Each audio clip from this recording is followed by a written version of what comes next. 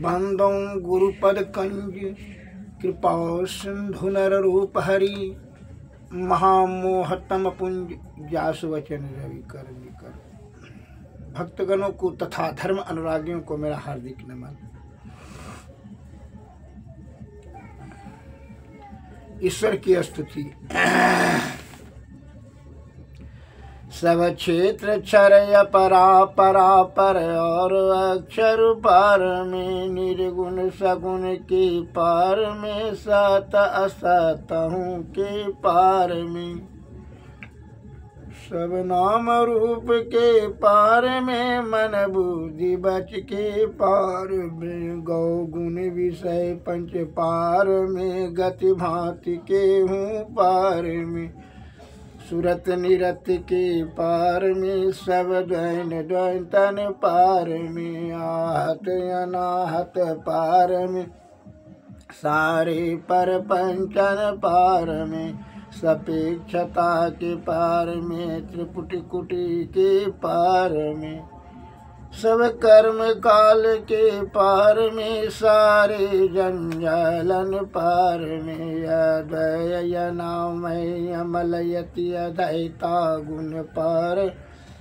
में सत्ता स्वरूप अपार सर्वाधार में तू पार में पुनि ओम सोम पार में अरु सजना नंदन पार में है अनंत व्यापक व्याप जो पुनि व्याप व्यापक पार में है हिरण गर्भ खरब जासु जो है संतन पार में सर्वेश है अखिलेश है विश्वेश है सब पार सत शब्द धर कर चल मिलन सारे आवरण के पार में सदगुरु करण करुण कर थर ठहर धर में ही जावई पार में सब क्षेत्र छरिय परा परा पर यार अक्षर पार में निर्गुण सगुण के पार में सत सत हूँ के पार में। श्री सद्गुरु महाराज की जय। संत वाणी में एक शब्द आया है, अत्यंत सर्वित वर्जित, अधिक कोई भी चीज अच्छा नहीं है।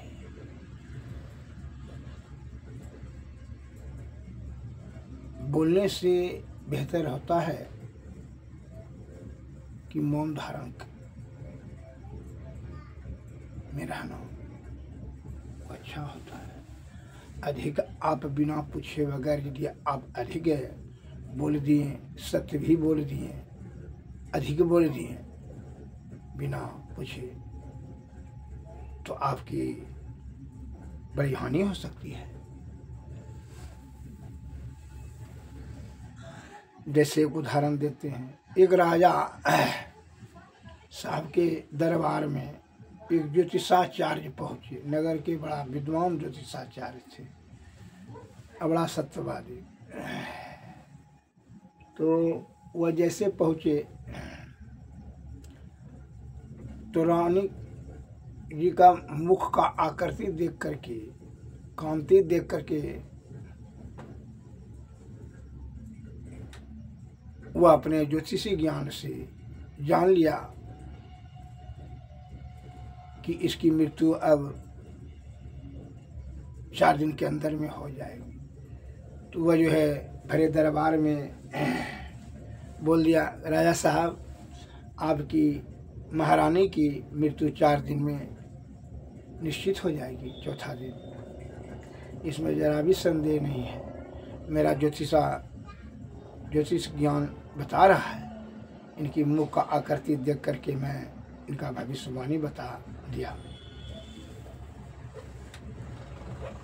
तो पूरे मंत्री सब अवाक रह गए, बड़ा संशय में चले गए, बड़ा उदास और मायूस हो गए राजा और मंत्री, अन्य और कर्मचारी सभी। बड़ा भय होने लगा। अब रानी को भी बहुत बड़ा भय क्षमा गई और नगर में यह सर्व प्रचलित था कि यह ज्योतिषाचार्य का भविष्य कभी निष्क्रिय नहीं होता है। जो भविष्यवाणी करता है वह सर्वथा सत्य होता है। और इस बात की जानकारी राजा साहब को भी था। इस प्रकार का भविष्यवाणी सुनकर राजा तथा अन्य कर्मचारी और महारानी बहुत मायूस उदास हो गए। और ठीक चौथा दिन रानी की मृत्यु हो गई। दाह संस्कार किए। राजा साहब को इस बात का मन में बड़ा आक्रोश हो गया। जो सही था तो वही बोला अपने ज्योतिषा ज्ञान से, परंतु वह शत्रुता का कारण बन गया। वह भीतरे में राजा साहब ने क्रोध को छिपाते हुए अब बदले का भाव में वह षड्यंत्र किया। अपने सिपाही से क्रिया करने के बाद अपने सिपाही से उसको राज दरबार में तत्काल आने का आदेश दिया। सिपाही ने जाकर के वहाँ सूचना दिया वो ज्योतिषाचार्य पंडित को, राजा साहब ने तत्काल हमारे साथ में आने के लिए आपको कहा है राज दरबार। यहाँ राजा साहब ने दूसरे सिपाही को कह के रखा था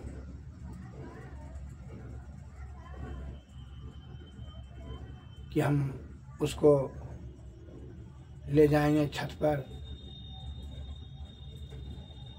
टहलाने के लिए साथ में, और तुम वहाँ धक्का दे करके इसको गिरा देना। गप करते हुए ले जाएंगे। कहा जी सर, जी महाराज। उसको यह बात कहा करके सेटिंग करके रखा था। तो ज्योतिषाचार्य सिपाही जी के साथ में आ गए। ज्योतिषाचार्य को तो संदेह वहीं हो गया कि तत्काल क्या आदेश पर साथे में बुलाने का क्या तात्पर्य है। इतना जल्दी जल्दी कोई काम नहीं है, हमारा तो कोई काम नहीं है। वो जान टाल दिया कि राजा साहब की रानी जो मर गई, इसका क्रोध का कारण मुझको समझ बैठाई और वही बदले के भाव से हमको यह नाश करने के बुद्धि लगा रहा है। कब किसके मस्तिष्क में सुबुद्धि आएगा, कुबुद्धि आएगा और दुर्बुद्धि आएगा, कोई लिमिट नहीं है, उसका कोई निश्चित नहीं रहता है। समय और स्थिति के अनुसार से सुबुद्धि कुबुद्धि में परिणत हो जाता है, कुबुद्धि सुबुद्धि में परिणत हो जाएगा समय और परिस्थिति के अनुसार से। ताकि विषय बड़ा बलवती होता है, विषय को सभी नियंत्रण नहीं कर सकता है। काम क्रोध मद लोभ ईर्षा तृष्णा राग द्वेष ये सब विषय कभी भी मन के उकसाने से उत्तेजित होकर के प्रखर रूप धारण करके आपका आधा पतन करा ही देगा। तो राजा साहब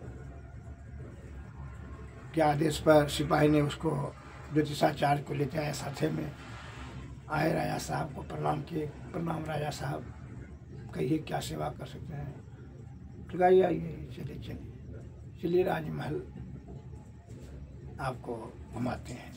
करके जी चलिए। तो क्या सेवा करें महाराज? का सेवा तो खैर आप तो ज्योतिष ज्ञान में पारंगत हैं, इसमें संदेह नहीं है। वैसे कहते कहते वो जो है ऊंचा महल पर चले गए। सबसे ऊंचा महल राजभवन के मुंडेर पर। अब वहाँ से पूछते हैं, अच्छा ये बताइए तो, कहा राजा साहब ने ये सोचा अगर यदि इसको फांसी का सजा देते हैं ज्योतिषाचार्य को, तो प्रजागण में हमारा निंदा फैलेगा, राजद्रोह जो करेगा कि एक विद्वान आदमी को, ज्योतिषाचार्य को जो सही बोला उसको फांसी का सजा दिया राजा साहब ने, ये घोर अन्याय है। इसलिए हमारे खिलाफ में राजद्रोह प्रजागण कर सकते हैं, इसलिए इसको षड्यंत्र पूर्वक मारेंगे। जब मुंडेर पर बातचीत, अन्य सब बातचीत बढ़ाते बढ़ाते लेकर के ज्योतिषाचार्य पंडित को वहाँ लेकर के राजा साहब ने चले गए। तो उनकी भाव तो पहले संदेह तो था, अब यकीन हो गया कि राजा साहब ने जो है प्रश्न किया। अच्छा, एक तो बात पूछते हैं पंडित जी, आप तो जो बात बोलते हैं वो सर्वथा सत्य हो जाता है, इसमें जरा भी संदेह हमको नहीं है। लेकिन एक बात मैं पूछता हूँ कि आप बताइए कि हमारा मृत्यु कब होगा? राजा साहब ने कहा। इसको तो और यकीन हो गया। अभी इतना टा बात, अभी इसकी पत्नी मर गई है और अभी ये बात पूछने का इसको बुला करके हमको तत्काल आदेश पर तुरंत साथ में बुलवा लिया और पूछने का क्या रहस्य है, ये बदला लेना चाहता है। वो अपने ज्ञान का प्रयोग किया, कहा अभी इस जगह वो जान लिया, अब ज्ञान का जरूरत है। इसलिए कहा जाता है कि राजा और सशस्त्र योद्धा और मूर्खा और पुराना शत्रु और कामी, ईर्ष्यालु और लोभी और नशाबाज और चरित्रहीन स्त्री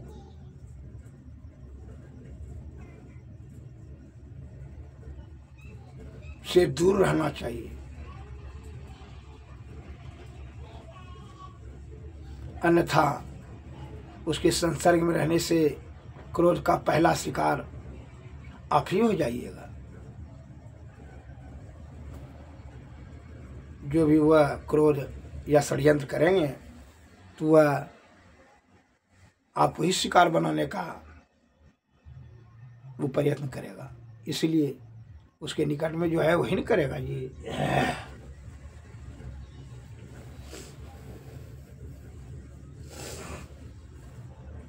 इसीलिए इस सब से दूर रहना चाहिए।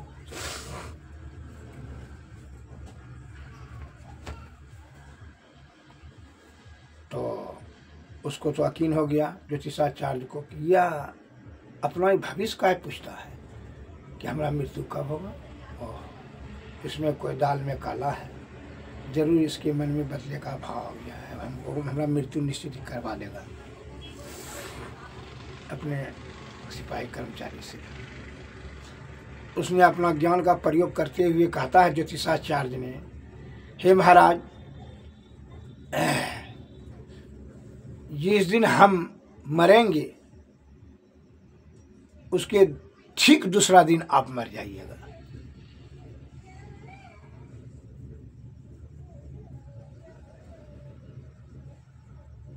इसलिए मैं कह रहा हूं कि हम यह राशिफल में देख लिए हैं, देख चुके हैं अपने ज्ञान से, किताब में बहुत पहले देख चुके हैं।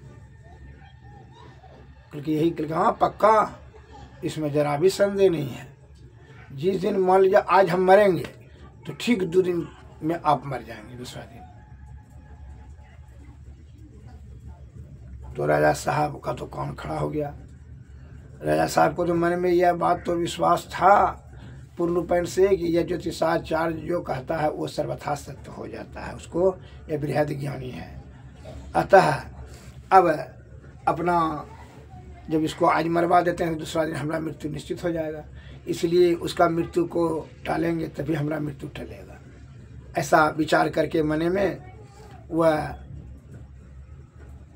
धीरे धीरे उसको नीचे उतार लिया। कहा ठीक है चलिए। और नकली अपना प्राण का रक्षा के भाव से नकली खुशी को जाहिर करते हुए कहा, पंडित जी आपके ज्योतिषाचार्य ज्ञान पर, ज्योतिष विद्या पर मैं बहुत खुश हूँ। हमारे नगर में, हमारे राज्य में इतना बड़ा पंडित है ज्योतिषाचार्य, इसलिए मैं बहुत प्रसन्न हूँ। और आपका जो है स्वास्थ्य और निरोग रहना और दीर्घायुमान रहना हमारे राज्य के लिए बहुत बड़ा लाभदायक चीज़ है। इस दृष्टि से आपका उपकार करने हेतु वह 10 लाख रुपया 2 कामधेनु गाय धेनु और छोरा किशमिश मनक्का तथा अन्य सब राज्य को से दिए और कहा कि पंडित जी जाइए घर में आराम से निश्चिंत पूर्वक खाइए, स्वस्थमान रहिए, और जो भी चीज़ की आवश्यकता हो आप तत्काल हमसे आकर के डायरेक्ट मांग सकते हैं। किसी पर आपके लिए राज दरबार घर के समान है। आपको जो चीज़ की आवश्यकता हो कोई कष्ट नहीं सहिएगा, आप आइए। काहे कि हमारे राज्य में आपका रहना परमावश्यक है।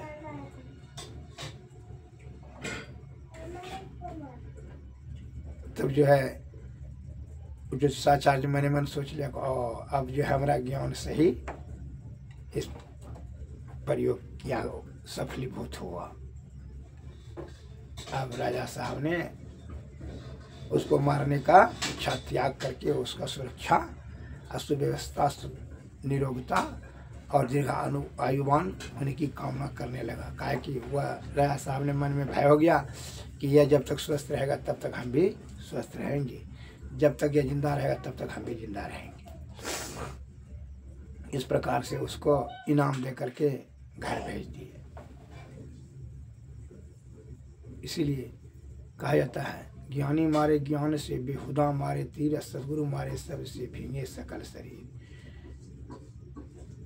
ज्ञान से ही समस्याओं का समाधान करें, अन्यथा इस संसार में दुश्मनों की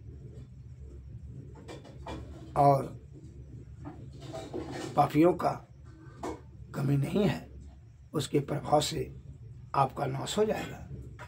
अतः आप दुष्ट दुर्जन से, पापी से, अहंकारी से, कामी से, लोभी से दूरी बनाए रखें।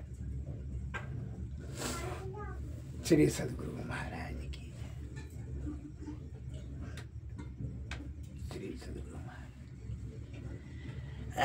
अब जो है आरती किया जाए। प्रेम भक्ति गुरु दीजिए, विनवहु कर जोड़ी, पल पल छोह न छोड़ी, सुनिए गुरु मोरी, जुग जुगान चाहु खाने में, भ्रमी भ्रमी दुख भूरी, पाया हो पुण्य जाऊं नहीं, राहुं न ते दूरी, पल पल मन माया रमई, कबहूँ भी लग न होता, भक्ति वेद बिसरा रहे, दुख सही सही रोता, गुरु दयाल दया करी, दिए वेद बताई, माया भागी जीवे की, दिए भाग जगाई, पर निज बल कछु नाही, जाहि बनहि कमाई, सोवल तवै पावहु, गुरु होय सहाय, दृष्टि टिके श्रुति धुन रमई, आस करु गुरुदाया, भजन में मन ऐसो रमई, जस रमै सो माया, जोत जगी धुनि सुनी पड़े श्रुति चढ़ई आकाशा सार धुन में लीन हुई लह निज घर वासा निजपन की जत कल्पना सब जाय मिटाई मनसा वाचा कर्मणा रहे तुम्हें में समाय आस त्रास जग की सब वैर न नेहु सकल भूले के रहे तुम पद स्नेहु काम क्रोध मद लोभ के नहीं वेग सतावै सब प्यारा परिवार अरु संपत्ति नहीं भावै गुरु ऐसी करिए दया